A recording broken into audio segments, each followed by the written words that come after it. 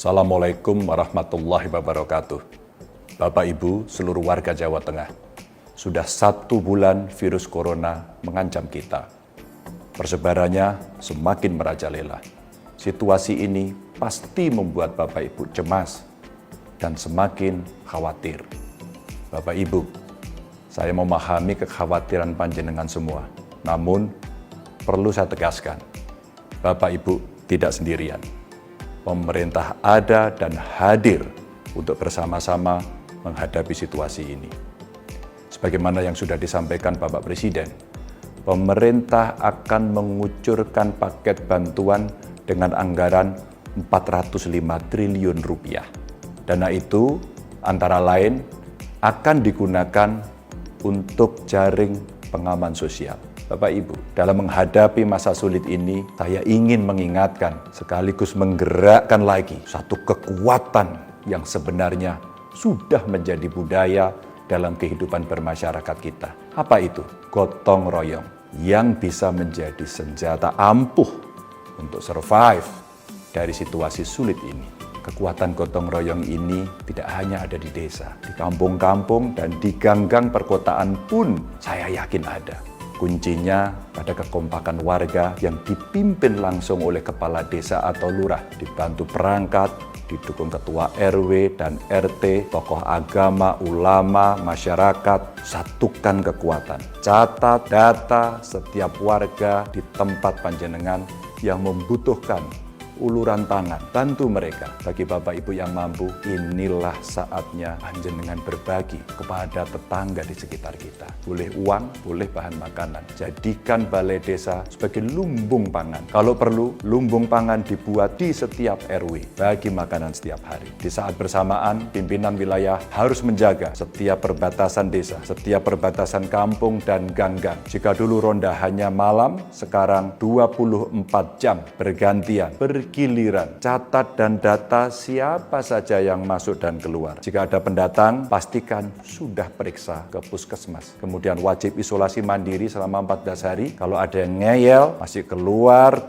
harus tegas diperingatkan. Kalau perlu, sediakan rumah karantina darurat, memanfaatkan kantor desa. Jika ada warga mau keluar untuk bekerja dan hal penting lainnya, pastikan sudah memakai masker dan paham cara-cara agar tidak tertular. Susah? Repot? Iya, seluruh dunia hari ini sedang susah. Indonesia sedang susah. Maka kita semua harus mau repot secara bersama-sama. Bapak Ibu, sekaligus saya nderek titip, tolong berpesan kepada keluarga panjenengan yang saat ini masih ada. Jakarta, Bandung, Surabaya, atau kota lainnya. Di kota-kota perantauan. Mereka semuanya. Tolong bilang agar tidak usah pulang sekarang. Tetap di posisi masing-masing hingga virus ini mereda. Gotong royong ini kita terapkan juga di tingkat nasional. Kita saling bantu antar provinsi. Kalau ada warga Jakarta, Jabar, Jatim, Jogja di sini atau yang ada di Jawa Tengah sini akan kami openi. Sebaliknya, warga Jateng di Jakarta dan di kota-kota lainnya juga akan ditulungi. Jika memberatkan, kami Pemprov Jateng akan ikut urunan agar dulur-dulur kita di perantauan tidak lagi terlantar. Karena kita senasib, sepenanggungan. Dan bersama-sama kita akan memenangkan pertempuran ini. Assalamualaikum warahmatullahi wabarakatuh. Desa bicara. Desa bicara. Desa bicara. Desa bicara. Nah, teman-teman sudah menyaksikan video tadi. Video Ganjar Pranowo menyampaikan beberapa hal cukup menarik untuk situasi saat ini. Kita pengen mengulas video tersebut. Di video tersebut ada beberapa hal yang disampaikan Ganjar cukup menarik. Yang pertama, di bagian awal video, Ganjar menyampaikan soal kekhawatiran gitu ya, soal kegelisahan karena Corona atau COVID-19 ini di masyarakatnya, khususnya di Jawa Tengah gitu ya. Ada yang khawatir PHK, ada yang khawatir dagangannya nggak laku, terus ada juga yang khawatir ketika dia tidak keluar rumah, keluarganya nggak makan gitu. Nah, kekhawatiran ini real, terjadi dan kita rasakan bersama. Tapi kemudian Ganjar menyampaikan, Anda nggak sendirian gitu lah. Anda, teman-teman tidak sendirian menghadapi itu.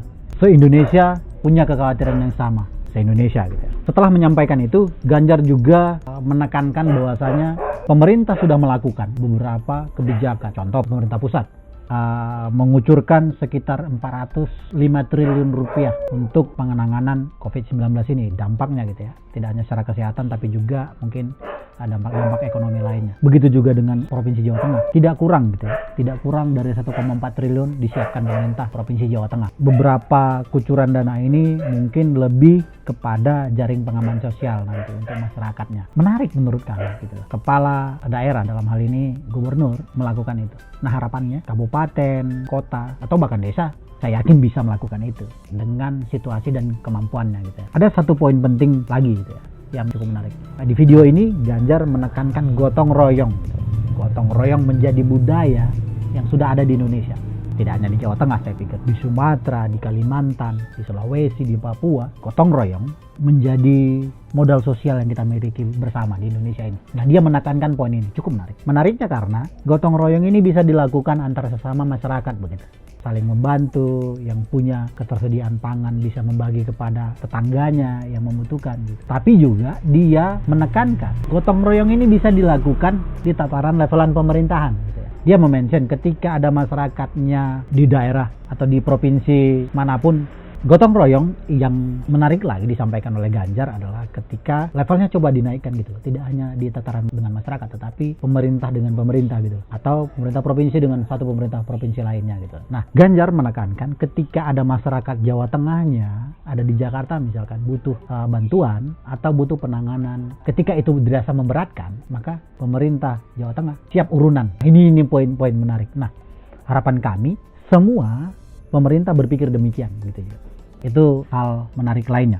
Yang berikutnya adalah di desa butuh juga dilakukan pendataan seperti yang disampaikan oleh Pak Ganjar ini. Pemerintah desa harus mendata warganya. Mendata itu tidak hanya yang tinggal di sana, tetapi juga mendata misalkan kalau ada masyarakatnya yang datang atau keluar, itu coba didata. Karena pencegahan paling mungkin dilakukan adalah kita tahu aktivitas masyarakat di wilayah kita, di desa khususnya.